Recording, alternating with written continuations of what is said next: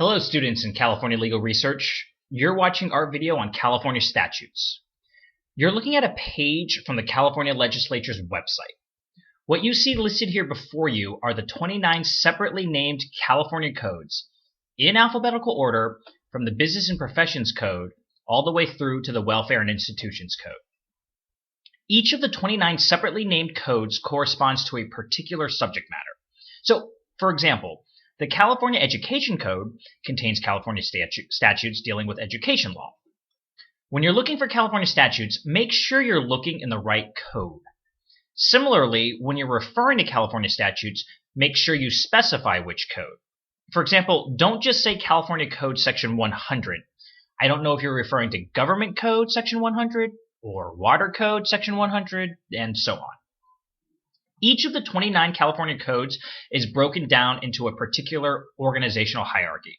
Let's take a look at the Business and Professions Code for an example.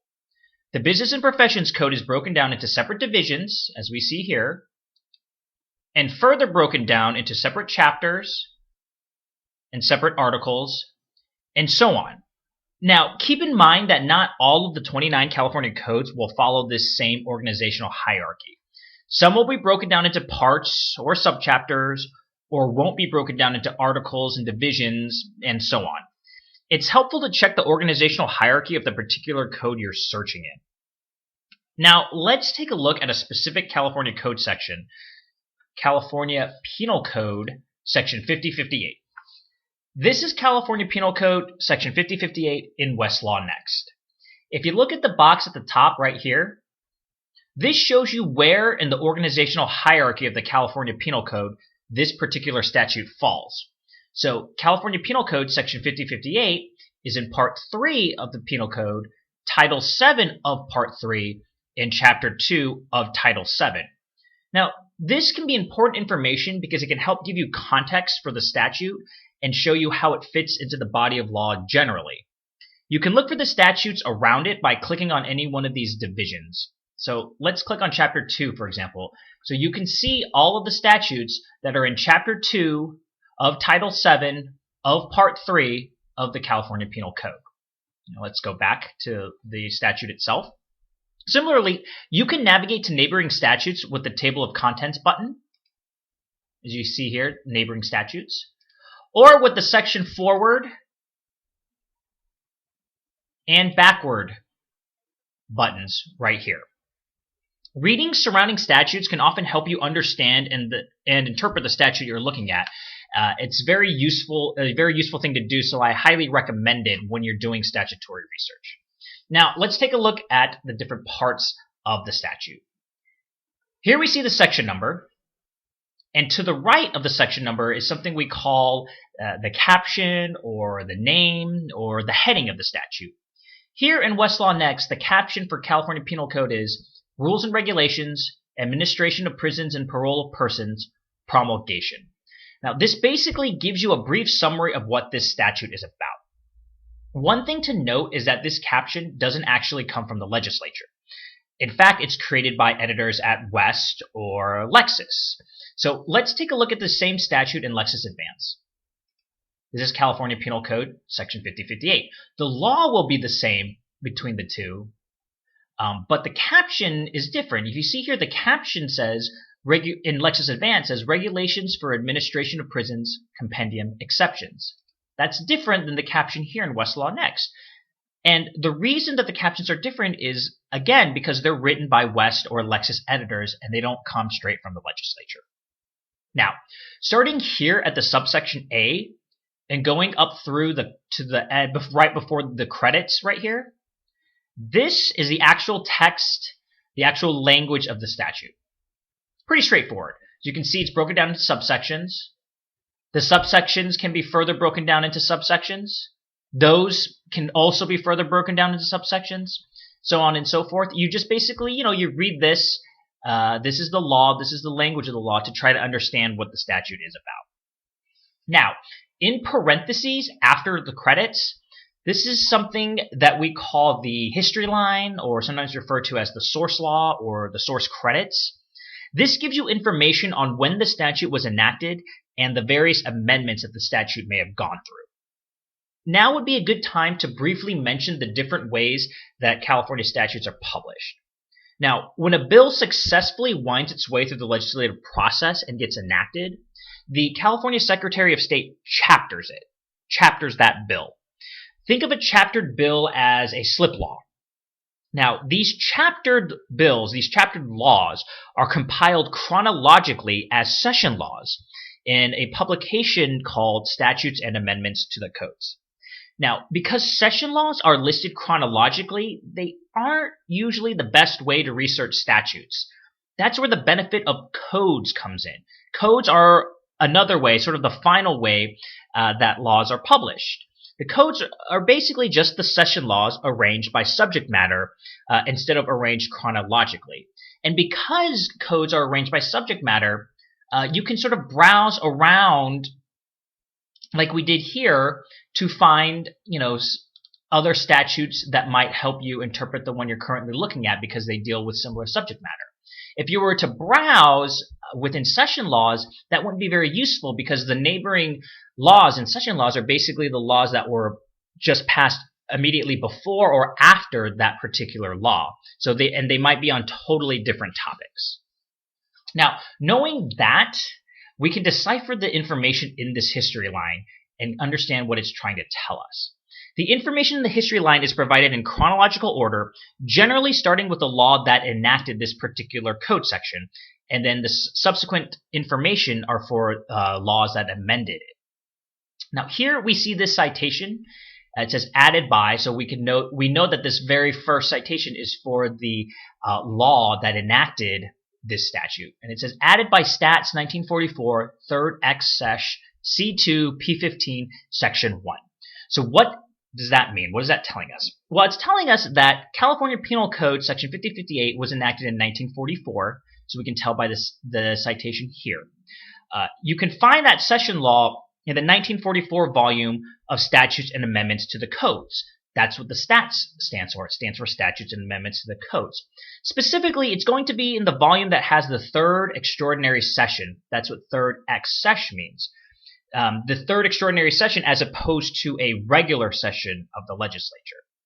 Now, you're going to find that session law in Chapter 2 of that volume, which is going to be on page 15. The C2 standing for Chapter 2, the P15 standing for page 15. Now, remember, a chapter is basically an individual bill that was enacted. So Chapter 2 just means it was basically the second bill that was enacted in this third extraordinary session of the legislature in 1944. Now, this Section 1 just means that it was Section 1 of Chapter 2.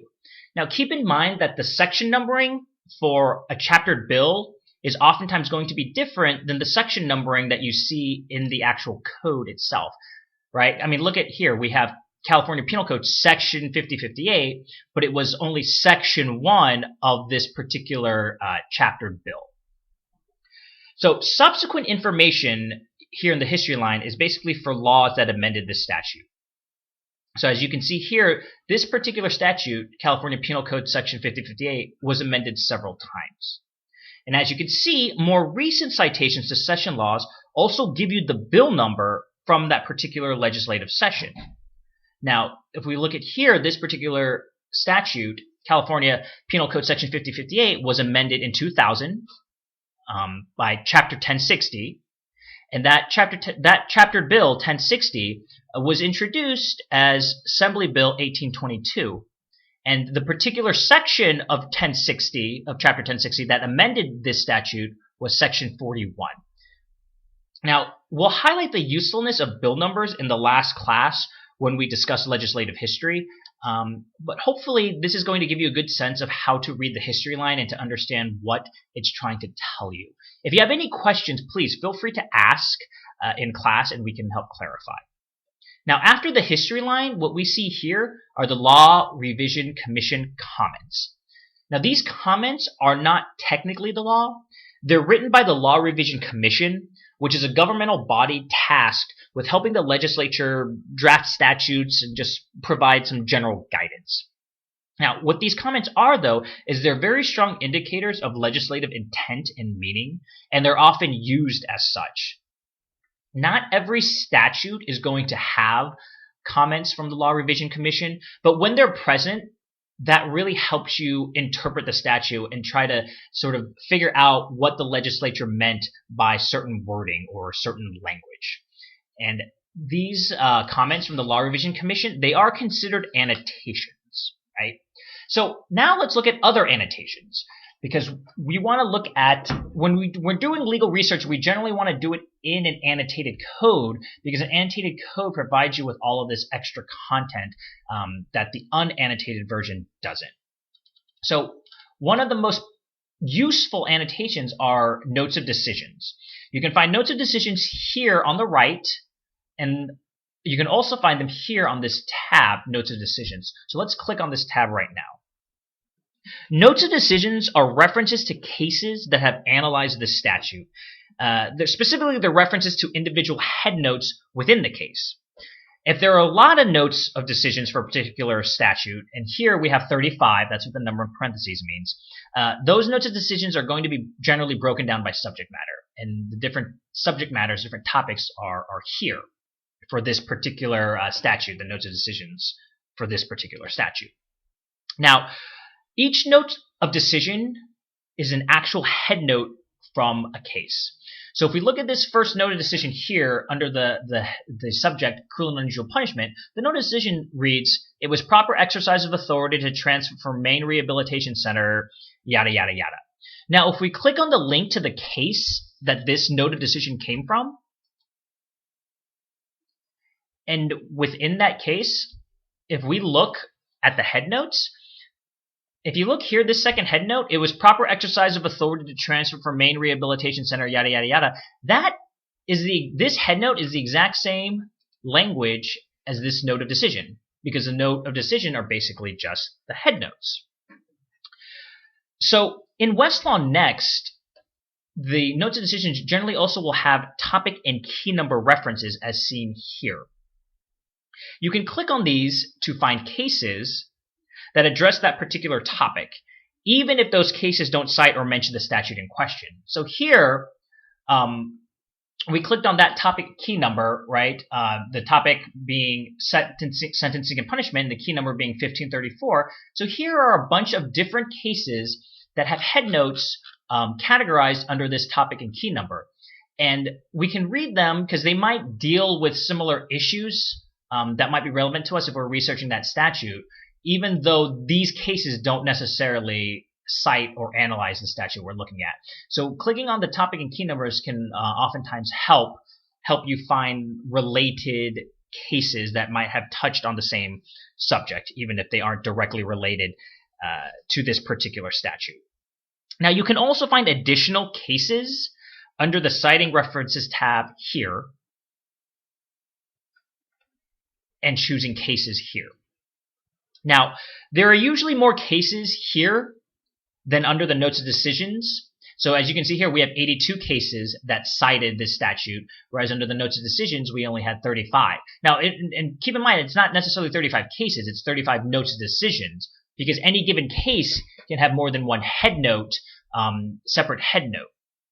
So the reason that there is oftentimes more cases here under the citing references than under Notes of Decisions is because these cases under citing references are just cases that have cited the statute somehow in some manner.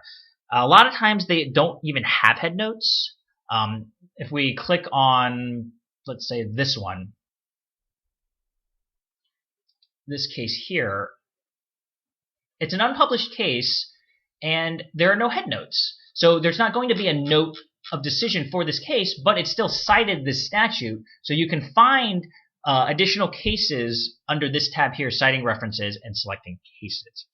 It's not just cases you can find. Under citing references, you can find other types of sources that have cited this statute, be it other statutes or regulations, secondary sources, etc. You can click on any of these to filter down to just that specific type of document. You should generally check this Citing References tab for additional annotations. It's very useful because you don't only want to look for cases that deal with the statute. You oftentimes want to find other types of law or secondary sources that discuss or analyze the statute, because that's going to help you understand the statute better. You also want to check for annotations under the Context and Analysis tab here. Here you can find annotations to different sources. Under cross-references, you're going to see references to other statutes. Under Code of Regulations references, you're going to see references to regulations. Under Law Review and Journal Commentaries, you're going to see references to law review articles, so on and so forth. Again, it's just another point of entry to get to other resources that will illuminate this statute for you. Now, updating statutes is also very important.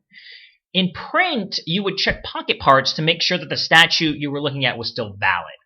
Online, you can key cite them in Westlaw Next or shepherdize them in Lexis Advance. Now, in Westlaw Next, you click on the History tab, and you would check this validity box here. Now, here there's nothing. There's no key citing for cases or statutes that would question the validity of this particular statute. If there were, you would click on them and you would just kind of read what the analysis is. Similarly, oftentimes, if there was subsequent legislation or cases that might call into question the validity of the statute, there would be those key cite flags here that you could click on directly to check for the currency and the validity of the statute you're looking at. If you click on the currentness button here, it'll take you down to here, and it'll just tell you how that the information in this statute is updated through when. In this instance, it's updated through urgency legislation through Chapter 24 of the 2014 regular session. One other thing I'll note is when you're searching for statutes, you can search for them just like we've been searching for secondary sources by entering in keyword searches in the search box. But statutes also have indices. In print, California statutes have three primary indices: the Deering's Index, the West's Index, and the Larmac Index. Now, the Larmac Index and the Deering's Index are not available electronically, but the West Statutory Index is. And you can find that statutory index a few ways. I'll show you one of them. If you click on Statutes and Court Rules here, and if you pick California as the jurisdiction, you're going to have the table of contents for the California statutes right here, the codes. Well, over here on the right, under Tools and Resources, you can click on the California Statutes Index. You can then use this index to find statutes. You can search within the index. Any search query you enter in here is going to search the headings and subheadings of the index. Or you can just use this index like you would a print index and just find different topics. For example, I want to find California statutes dealing with abuse. So I click on abuse. Specifically, I'm looking for California statutes having to do with abuse related to health facilities. So I click on health facilities, and voila, it's giving me citations to different statutes for me to click on. So that concludes our video on statutes. We're going to spend the vast majority of time in class actually practicing looking for statutes and doing statutory research. But if you have any questions on anything we've covered in this video or in any of your readings, please feel free to ask. We're more than happy to help. Thank you very much.